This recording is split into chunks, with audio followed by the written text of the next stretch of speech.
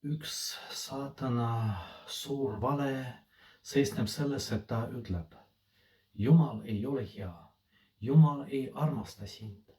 Vaata, kui palju kurja on selles maailmas, näed ise ja me näeme tõesti, et see on niimoodi. Kui palju kurja on sinu isiklikus elus. Seepärast, et Jumal ei armasta sind. Jumal ei taha, et sa oleksid õnnelik. Ja võib juhtuda niimoodi, et inimesed hakkavad uskuma sellesse. Muidugi, nad ei ütle otseselt, et Jumal ei armasta, aga nad hakkavad mõtlema sellest, kui palju kurja on selles maailmas ja minu ümber. Ja seoses sellega nad ei näe head. Nad ei näe Jumala armastust oma eludes.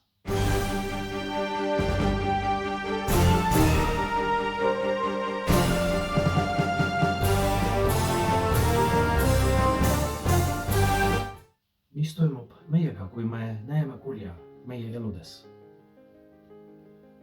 Me hakkame mõtlema sellest. Ja võib-olla saatana eesmärgiks on see, et me hakkaksime mõtlema ainult sellest kurjast. Me enam ei taha isegi palvetada. Meil ei ole aega selle jaoks. Muidugi me palvetame, aga mõtleme sellest kurjast, kui palju seda kurja on selles maailmas ja võib-olla tänu sellele palvele me võime ületada seda kurja. Aga palve eesmärk on mitte selles. Palve eesmärgiks on see, et ma elan koos Jumalaga, et Jeesus Kristus hakkab elama minus ja ma unustan seda.